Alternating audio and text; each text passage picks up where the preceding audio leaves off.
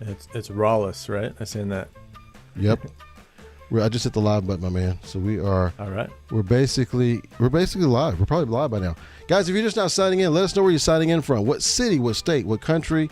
If you want to know how you're going to be able to create posts that people will actually see, you're in the right place. I got a great guy on my show today. His name is Stephen Pope, Stephen G. Pope, as a matter of fact, CEO and founder of SGP Labs. Welcome to the show today. Thank you, man. I appreciate you having me on here. Yeah, it's gonna be fun, man. So we're gonna keep it fun. I'm gonna ask lots of questions about marketing, kind of how you do your thing, how you help your clients, and hopefully this will help some folks who are watching.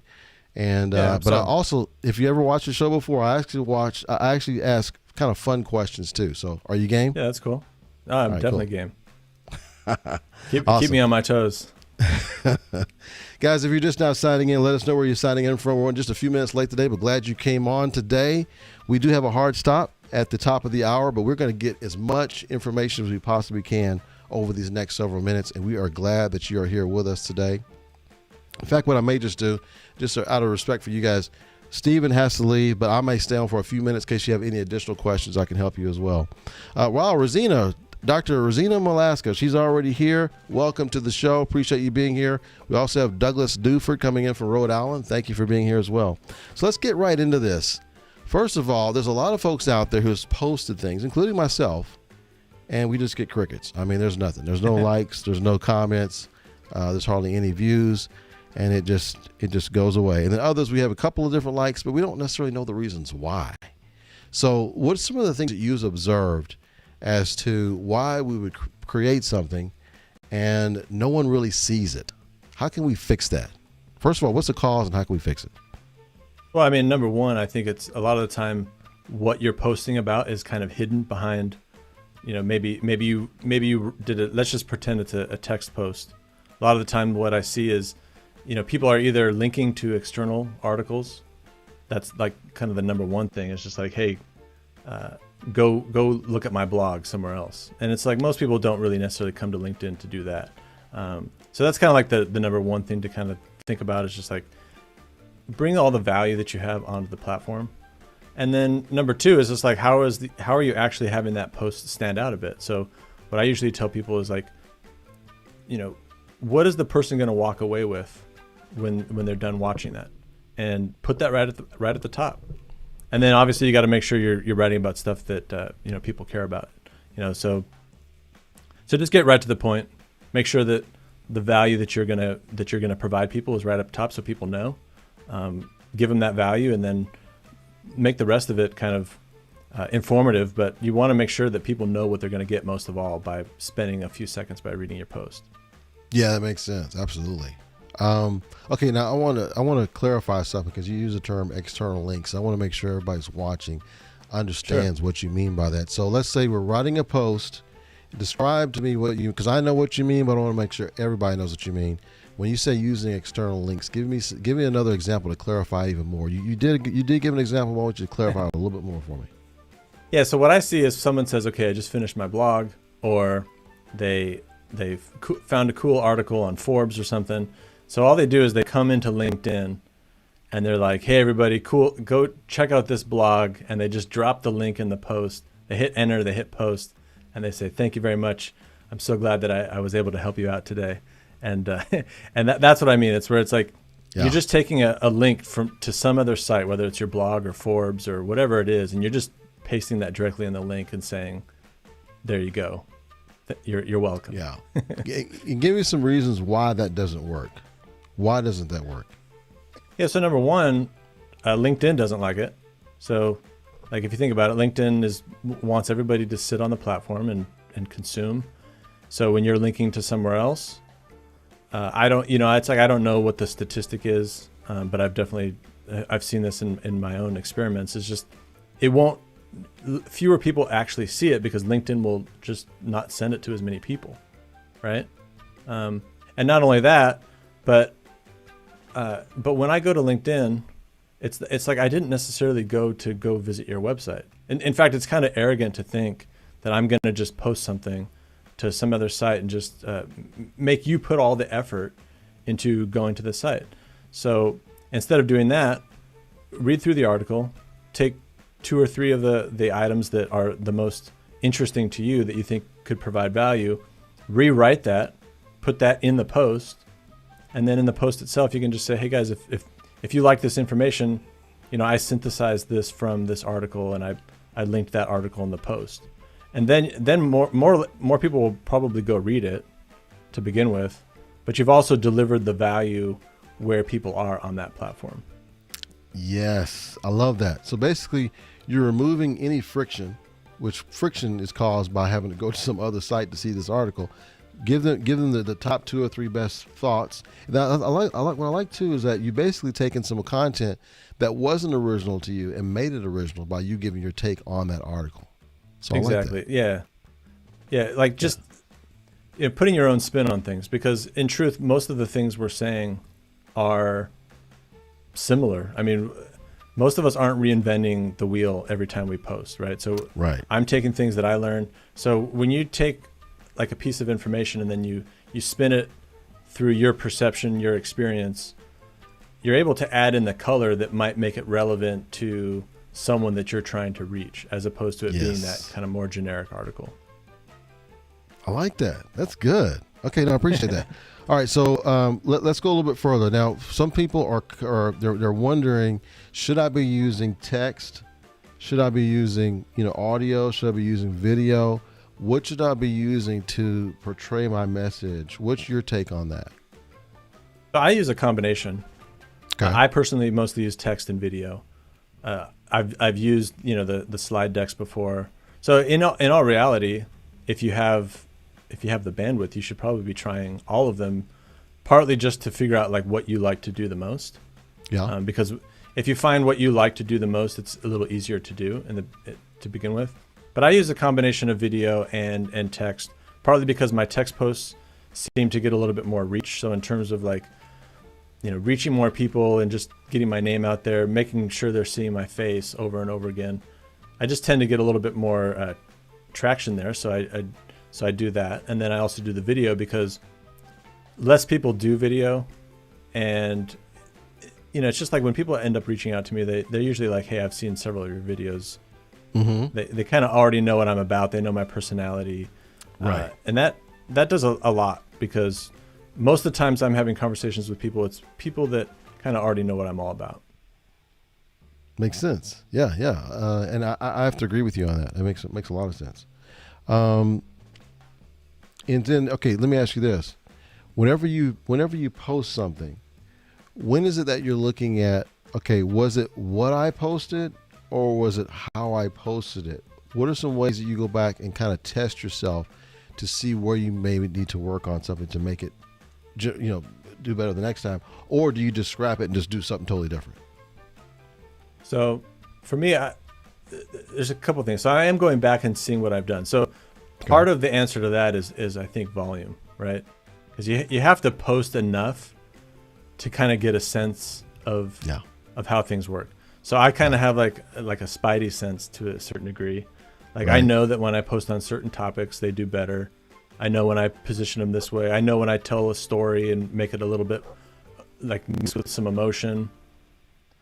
I know those things have an effect on how it works. Right. So I think a lot of it is volume, having a consistent body of text that you can always look back on. But then on the flip side, I'm always doing new things as well, because it's just like, it's hard for me to just continue to do the same thing. So I'm always just experimenting. Like, what am I learning that day that I could even post about? Or just like any little basic thing. So I'm always kind of searching new stuff and kind of what has worked in the past. I could probably be more scientific about what I've done in the past, but to a certain degree, I go with the flow a little bit too. It's just like, what am I learning, and how can I make content out of that as well? Yeah, absolutely. So how do you log that stuff during the day? Do you do you have a certain spot where you put your ideas, what you're going to post about?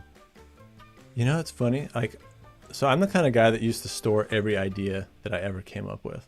Uh-huh. And I actually found for myself that it became baggage.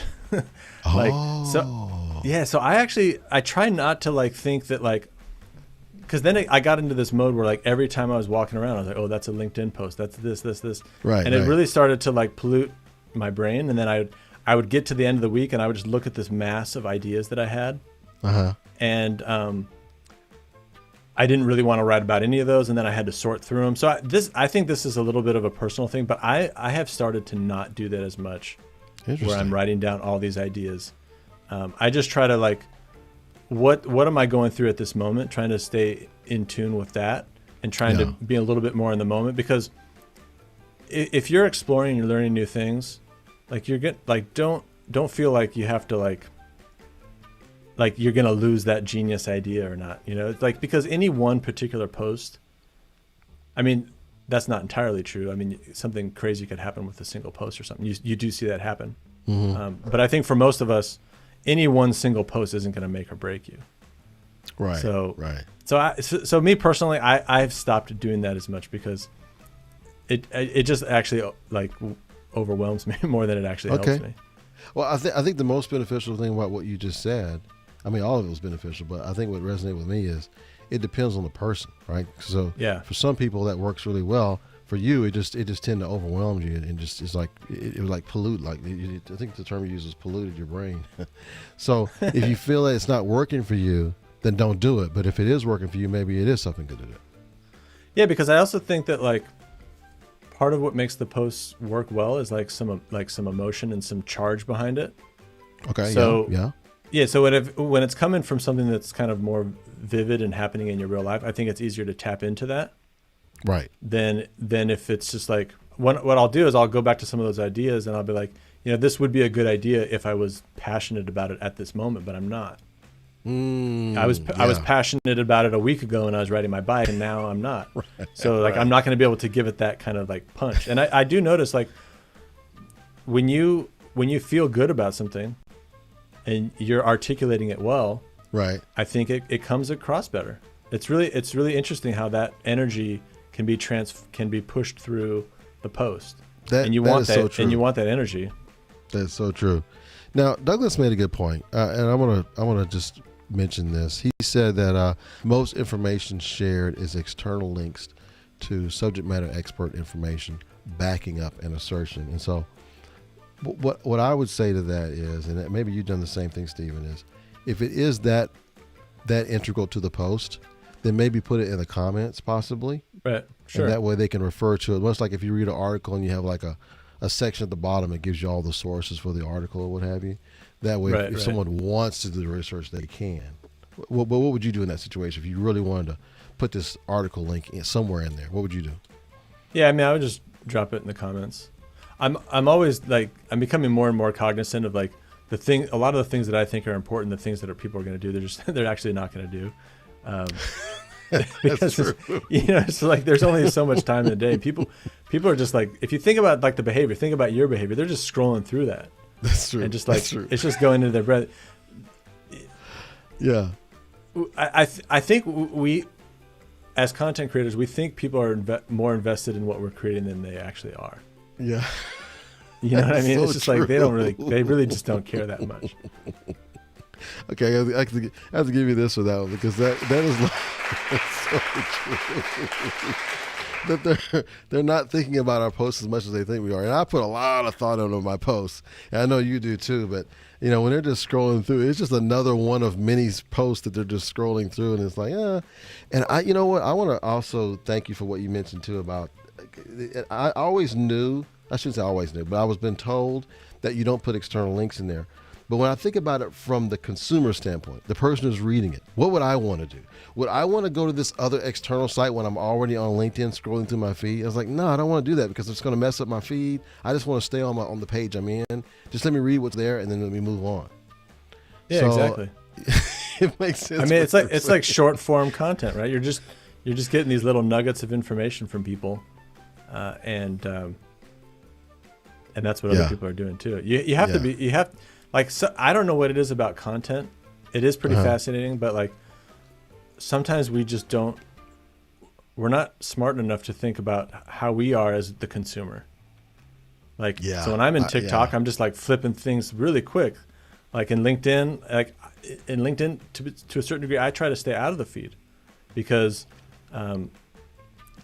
it can confuse me in a lot of different ways. So yeah. So we got quite a few more comments that have come in here, and I want to make sure I'm acknowledging them. Yamini Balhag, he says, hello everyone, appreciate you being here, Yamini. And then we also have, Douglas says good point. So he likes something we said, and he says, he says, so post a good tech talk with my thoughts and takeaway. Yeah, I think so. Sure. Yeah, exactly. That would be awesome. Yeah, he could even do a video about it, right? He could even do a video talking about what he liked about the TED Talk. Yeah, and spin it like from your perspective and how that makes a difference. 100%. And then if someone wants to watch the 18-minute public TED Talk, just put up the link in the comments, and if they want to watch it, they can. But he can talk about what he enjoyed about it, how it relates to his industry, or what he's thinking about at the moment. And I think that would be a good piece of content. I'd watch that. Would you watch that, Stephen? Yeah, I would. And then the other thing I would say to that is like, a lot of times we're giving people information, but before people want to get the information, they want to know why it's important. So like articulate the takeaway that somebody's going to have. Yeah. Before you explain, because if I just start telling you something like, hey, go do this, and this, you're just going to be like, no, why would I do that? But if I explain, hey, I'm going to tell you something in just a minute, and if you do this, it's going to make you $1 million. You're much more likely to take that advice and follow it step by step than you would if I just kind of go right into it. Right. Exactly. Okay. That is, I love that point. Now, Rosina, she says, I've had that feeling for quite a while. People don't seem to pay that much attention. Exactly. They don't pay that much attention. So like I've seen, I have some very, very incredibly smart people, Stephen, that I interview that have these amazing, great articles. But it's just that people don't, unless they're in the academic environment, they're not really going to do that hardly on LinkedIn. They're not going to do that. They're not going to sit there and watch or read a 15-minute article. Right. They just want something short and move on. That's what the numbers and analytics are telling me. I don't know what you're seeing on your side. Yeah, I mean, it's got to be. So for people that are, are you trying to think of like what suggestions can we give to people that are building those really dense articles? Is that what you're? Yeah. Let's give them some suggestions, because I mean, like, and Rosina, she's one of those smart people. She's had some great content that she has written, and I know other people who I've also interviewed too. They have some very long form content. Well, let's give them some advice where it can get it in some bite-sized piece that people will actually look at and read. Because academics, they're used to that. They're used to the long articles. That's what they're used to. But in this environment, it just seems very different. Yeah, I think you're gonna like part of the thing as well is like there's a high bar to set, and I like to set a high bar. So like, you have to make people care Like, so I think a lot of people go on LinkedIn, they just like, I'm going to start posting. So I think you do have to set a high bar in terms of the quality. But what are so you create this dense white paper. When you actually have conversations with people about it, like what are those conversations like? Like you can mirror the actual conversations that you have with people that are more natural and probably more down to earth. And use that as a way to bring, highlight, what you've written in this more dense material. Yeah. Or you can go through there and, if it's a 15-page thing, there's got to be little segments in there where you're saying something more actionable or more insightful. Can you pull out like one insightful thing about that article, create a post about that, and go about it that way? Because here's the other thing too is you can create content from all that longer form stuff, and there's probably a million different little things that you could do. And I think one of the problems is like when you're used to writing such dense material, you already have a really high bar in terms of like the deliverable that you're supposed to do. So when people go to write that simple text, they try to apply that high bar to 1,300 characters, and it's just impossible. So you almost have to allow yourself to say, okay, I'm not going to be able to do all of this in this short span. So how can I make it super simple? Yes. And it doesn't have to be so mind blowing. It can just be the one simple take, because you're trying to reach a specific group of people, and yeah. I like that. Okay, so what? Here's what I got for you. You said. So out of that long article, I love this. So think about who you've had discussions with about that article. What did those discussions look like? What did you talk about from the article? And what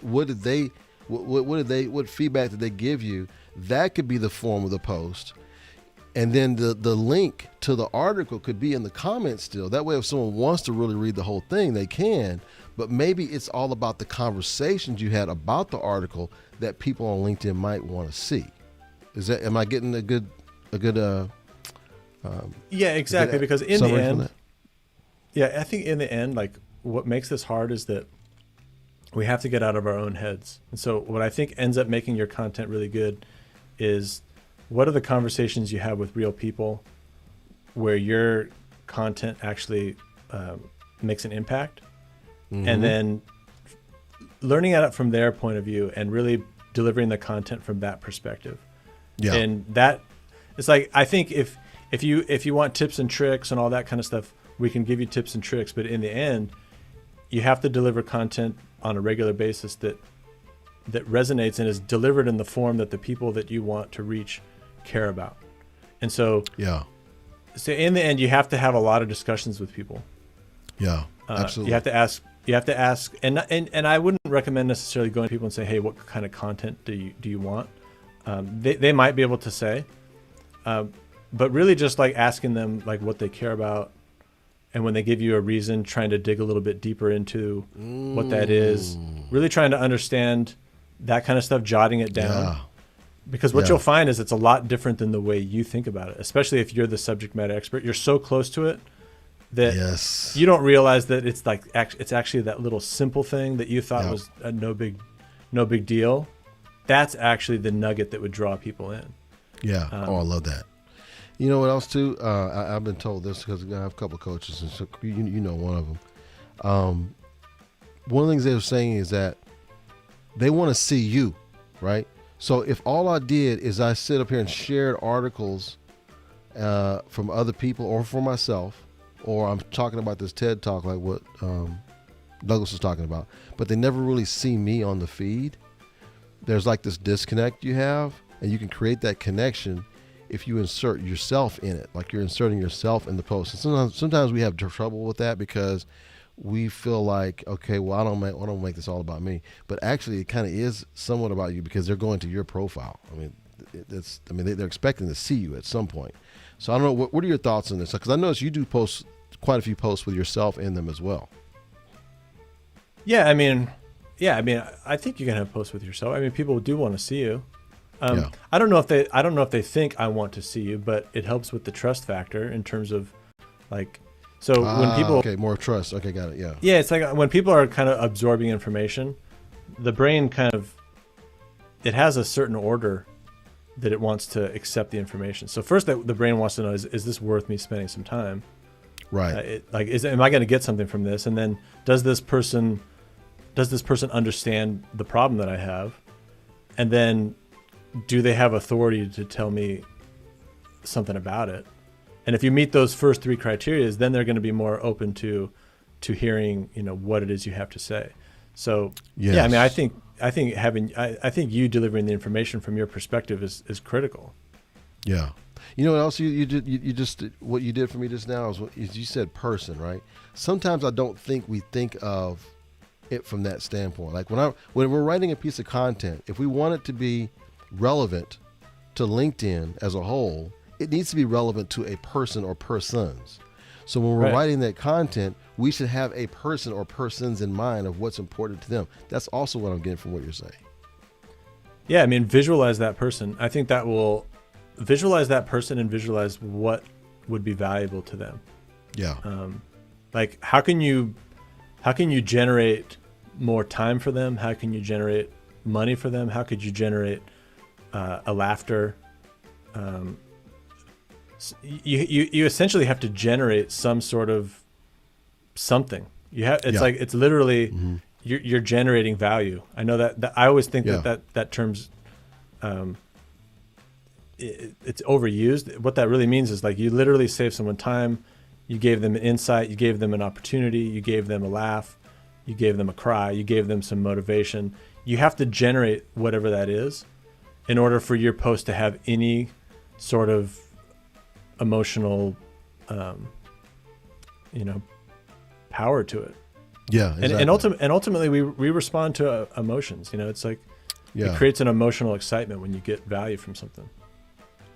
Well, listen, Douglas and Dr. Molaska, I really appreciate your comments because it helps to gives more life to our discussions for us, things we can talk about. So thank you for that. And those who are also watching, you haven't commented, feel free and jump in. And Douglas and Dr. Molaska, if you have more comments, please pipe in with us. Now, I have a question for you, Stephen, and those who are watching the comments, I want you to answer as well. All right, so this is going to be a would you rather question. You ready? Uh-oh. All right, would you rather, let's see here. Would you rather win $100,000 by age 20 or win $10 million by age 60? So $1 million by what was the age? So $100,000 by age 20. 100,000. Or $10 million at age 60. Guys in the comments, I want you to answer I'll the take same the 10. thing. I'll take the 10 million. Oh yeah? Why is that? Why'd you pick 10 million? Go ahead. Well, I don't know. I mean, what's funny is like I'm not as driven by money, but 100,000 just like, I don't know. At that young of an age, it just seems like you would just burn. You'd end up finding a way to burn through it or something. Rosina says 10 million by age. She says 50 actually. She changed up the question. But that's okay. Well, okay, so let me ask you this, Rosina. Would you change it if it's 60? Okay, no, she changed it herself. She said she'll take 60. Okay. All right, so Rosina, she's going to take the 10 million by 60 also. So she's with you on that. And Rosina, if you don't mind, let us know why. Go if ahead, you knew Stephen. you were going to get that kind of cash at the end, then it'd allow you to be more free throughout the entire period. Ooh, that's a good one. I like that. Okay, you know what I was thinking about? I was going to take the 100,000. All right. Because I would take the 100,000 by age 20. Hopefully I do this right, but I would start a business with it, and hopefully grow that 100,000 over the next several years. Now, but I understand what you're saying. What knowledge did I have at age 20? Would I have made a lot of mistakes? Yes, I would have. Hopefully, I wouldn't have blew all the money. Now, Rosina says I can appreciate it more. She could spend it wisely. So that's why she says she wants to do it at 60. Was that mostly your reason too, Stephen? I don't know. Like, I'll be honest. Those questions are hard for me sometimes because I'm not motivated. I've never really been motivated because of the money. Okay.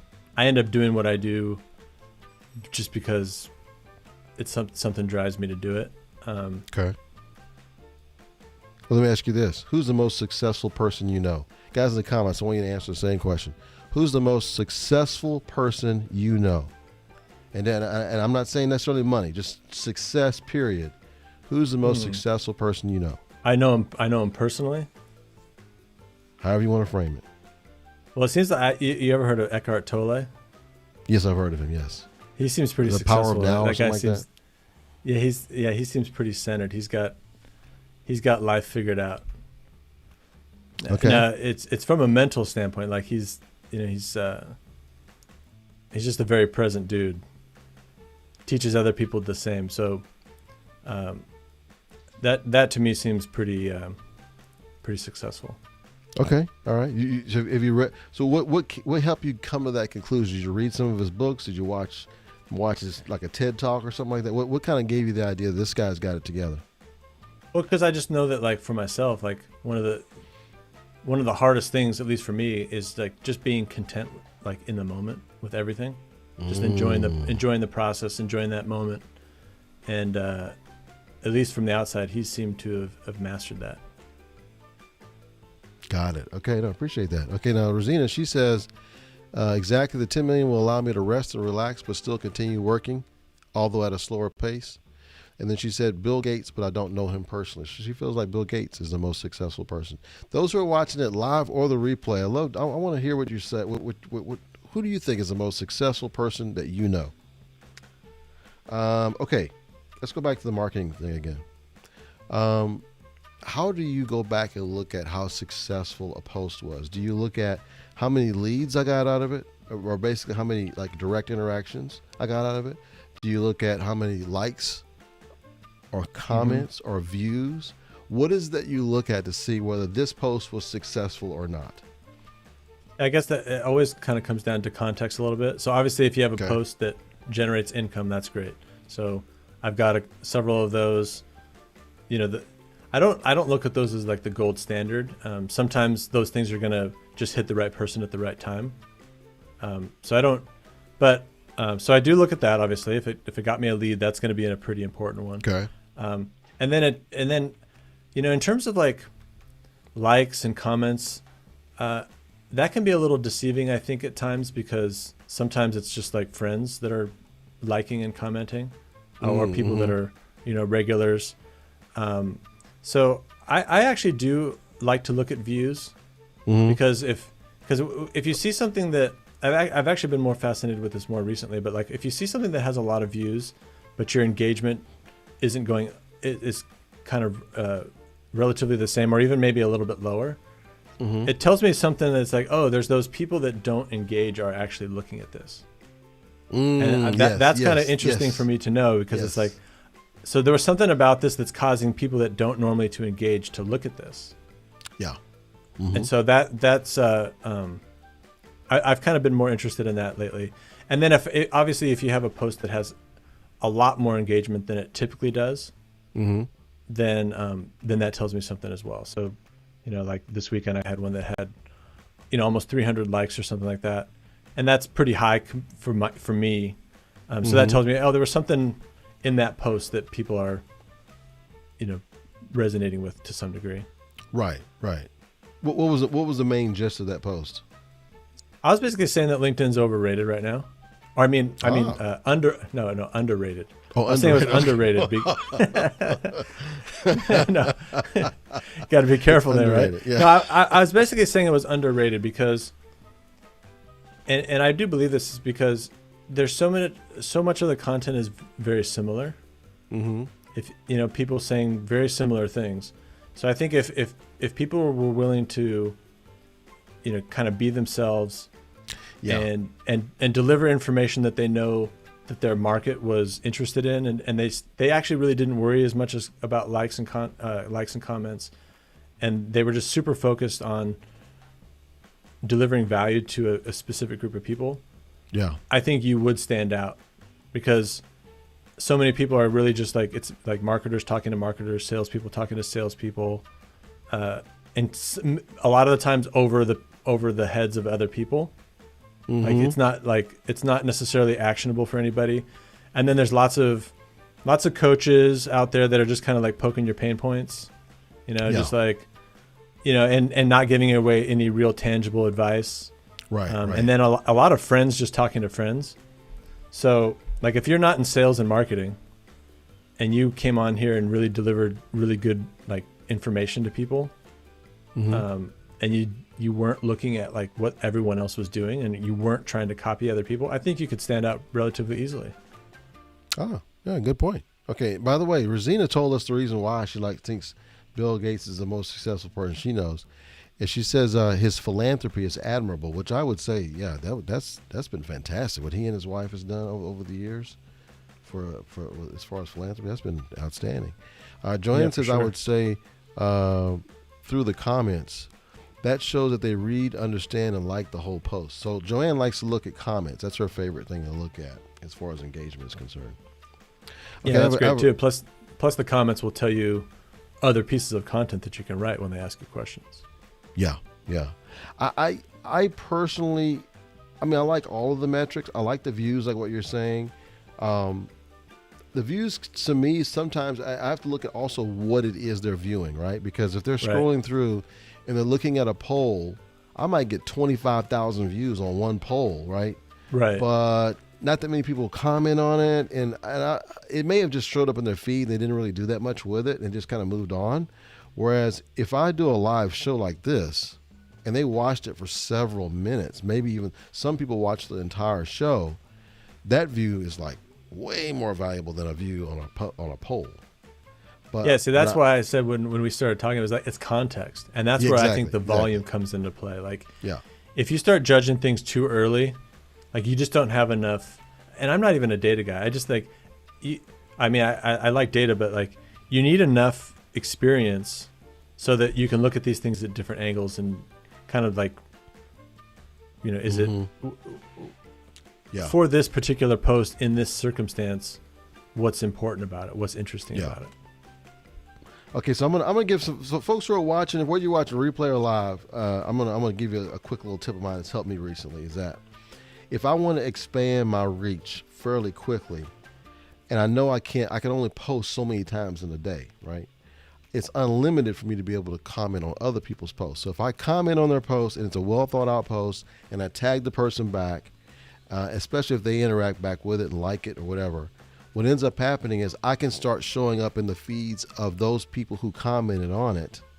Therefore, I'm able to get maybe second, third level of people seeing my content because I commented on someone else's post. Because if they come back and comment on my post, now it's going to show them show not everybody, but people who are on LinkedIn, that they were interacting with my content. So therefore, I'm able to get more reach. I don't know. Is that something you ascribe to as well? Stephen, do you do something like that? Yeah, I mean, your comments are content, and Great depending. point. So there's a couple of different things. You can go to people who have very little comments, and you'll stand out like a sore thumb because you'll be the only one. Exactly. That's a good point too. Yeah. But then on the flip side, you go to somebody that's really popular, and you're one of the first couple commenters. Put something thoughtful in there. I mean, hundreds of people are going to see that comment. That's true. That's so true.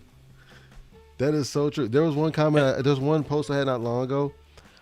The whole post, Stephen, I had like 60 some odd comments on it, right? Or likes or whatever. I can't remember. It wasn't like super high. I think it was like a poll or something.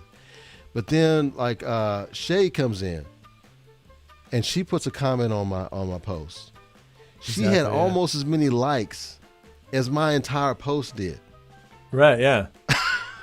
And that can happen too, like on your own comments. Like you go somewhere and you say something, and you have to put some effort into it. Like if you just say great post, it's not gonna move the needle anymore. But if you see something you don't agree with, and you can take an alternate stance and be real resolute in what you're talking about, people love that on the platform. That real strong stance. Yeah. Like I don't agree with that. That's being respectful, of course. That stuff does really well. I mean, a lot of the times people are just kind of like checking the box when it comes to comments. Yeah. And and you're a lot better off like doing 25% of the comments that you're doing and doing a really good job at what you're really trying to convey, like messages that are related to what you're doing. You don't want to just like go through the motions. Yeah, let me just see what the audience thinks of that. Yep, they seem to really like what you just said. I think they agree that well thought out comments definitely get their attention. Rosina says, she said when I'm the first to comment on a popular person's post, she said that definitely works out for her well. She says she found that to be. She basically agreed with what you were saying about the popular folks. And you know what else too? It's happened to me a couple times. I don't do it enough, but when they have the LinkedIn news, and you can comment on the LinkedIn news, a couple of times my particular comment got featured. Oh, interesting. Yeah, you get tons of comments, you get tons of views on that. I get more profile I've never seen views. that. Yeah, I've never done that.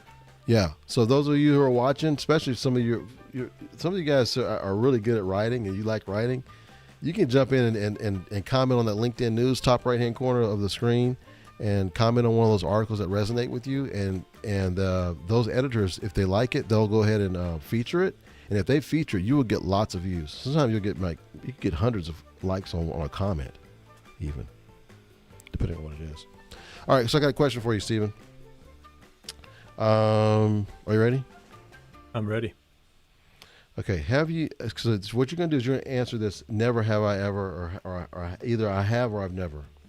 Okay. So never have I ever been sent to the principal's office. I have been several times. Really?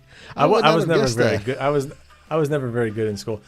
I wasn't I wasn't a troublemaker, but yeah, I got sent to the office several times. Any stories you want to share? Anything you want to share? There was one that kind of stood out because I wasn't framed exactly, but so there was all these like fireworks, like low grade fireworks, like they were Right. just sitting on a desk, which that you just, if that's just sitting there and a kid sees it, he's going to be attracted to it.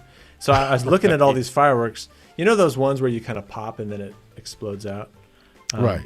And I looked at them all. They were all like used, except the one I pick up, of course.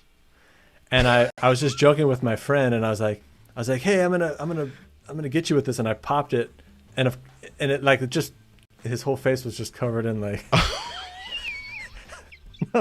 not like gunpowder, but like whatever it is, and I was just as surprised as he was, because I really didn't think it was going to be anything. But that got me to the principal's office, and I got Saturday school for that one. Oh man. Okay, guys, in the comments, let us know. This is true confession time. Have you never been sent to the principal's office? Give us your story on that. And I have to admit, like, I felt like unjustly punished, because that wasn't fair. But let me ask you this. If you think about the situation, like any kid would have done that, right? Yeah, right. Okay, let me ask you this though. This is how I would answer that question. So, have you ever done something in school that you didn't get caught for, that would have sent you to the principal's office? Yeah, I mean, we were throwing rocks at each other, doing all. I mean, yeah, of course. I mean, okay, so that should make up for that one time. Yeah, exactly. Okay, all right, I got another one for you, because we're almost out of time, so I got one more question for you here. Okay.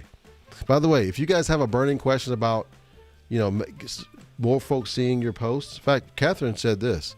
She said, I've not commented on a news story before. Great suggestion, Ross. She's going to try that. Okay, but if you have any questions from me or Steven, okay, be sure and put it in the comments. We will address your question. All right. So, Steven, let me ask you this. Would you rather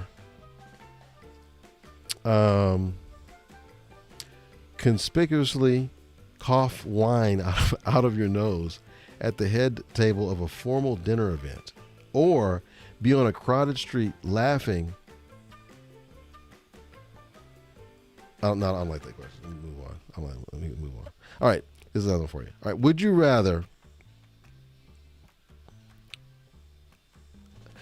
make a comment that goes down in history as one of the stupidest things ever said, or have the national media report scandalous allegations against you that are not true? I think I'd rather say the comment that was stupid. Okay, why is that? Well, because I feel like I've done that before, so I've like been there, done that. Whereas like being on national news for something like that, it doesn't sound pleasant. Yeah, I think I'm with you on that. I would go with the stupidest thing ever said. Yeah. I mean, I feel like I've already done that a couple times, so I'm semi prepared. Okay, what do you want to share one of them? Oh What's man, one thing now you you put said? me on the spot. I don't know that I remember. I quickly forget all the stupid things I say. Okay, I just thought of one. Okay, but before I share it, let me just look at the comments right before I share my stupid thing that I said. So Rosina says, in my senior year, she followed the group because she got tired of being Miss Goody Two Shoes. It was awesome to break some rules. So I can't believe that. Dr. Rosina Velasquez got sent to the principal's office. Wow. Okay. By the way, she's been a professor, Stephen. So she's very, very educated and has been a professor, but she got sent to the principal's office once. Okay. All right. So here's my stupid thing I did one time. We were in a conversation. It was me and my wife and two other friends of ours. And you know how like sometimes when you answer somebody back and you're answering in a way that makes it sound like they were stupid for even saying that, right? Right. And then she was like, I think my wife was saying, "Oh, so when was September 11th? You know, the attack on September 11th. I was like, hello, 2011, like that. Then everybody started laughing at me. I was like, wait a second. Oh no, yeah, you're right. It was 2001. Okay, but it's just the way I said it. You know, it was so. But what's dumb. crazy about that though is that it's hard to believe it has been so long. I know. Because I partly get that one. It's just the way. This is the way I responded to her, and I should never do that anyway to my wife, of course. I should never do that, but I did it at that moment, and instead of me inferring that to her, I was the one who looked stupid because of the way I said it. Everybody was just laughing. It happens to us. It happens to us all, I think.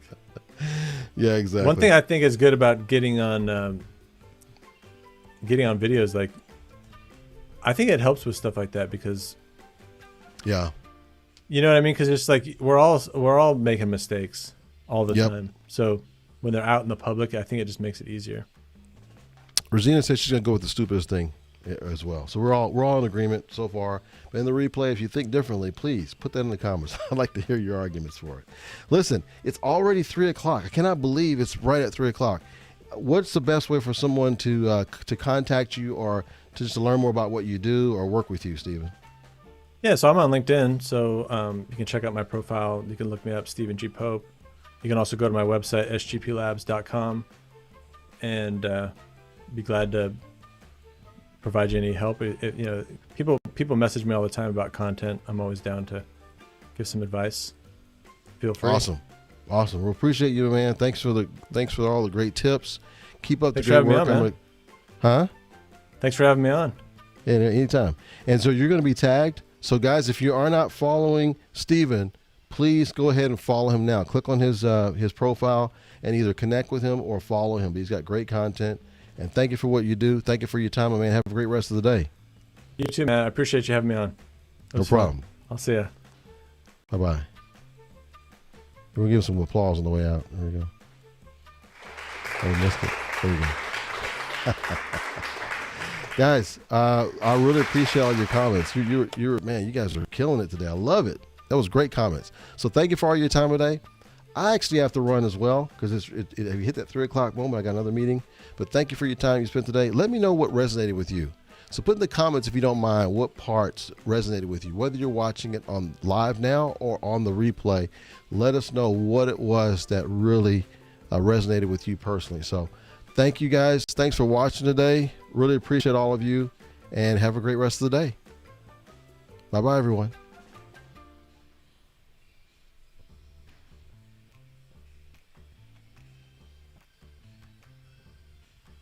Oh, Catherine says the best time to post. I'm going to put it in the comments. I've heard 10 to 5 p.m. our time, but it really depends on who your market is, where they are, because it depends on what time zone they're on. I've also heard just post anytime you feel. I mean, and if it's good, it's going to get acted on. So I've seen different people, though, that post, like clockwork. They post the same time every single week. And that works too, because now your audience gets a chance to know when you're going to be on, and they'll be looking for your post. So I've seen it. There's actually no really right time. It really depends on your market, who it is you're marketing to. But I would say, if you think about your market, when are they most likely to be on LinkedIn? And that's the time when you want to post, probably, is when your market is going to be on LinkedIn, because they're more likely to comment quicker on it.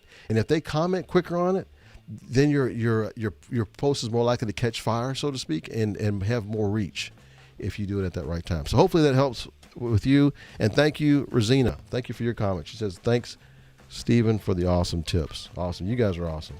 Rosina and Catherine, Douglas, all of you guys. Appreciate y'all. Thank you, Joanne. So are we ready?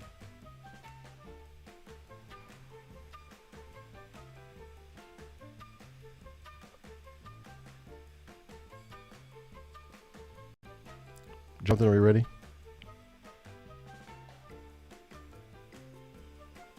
All right, you're good now. Thank you. Bye, everyone.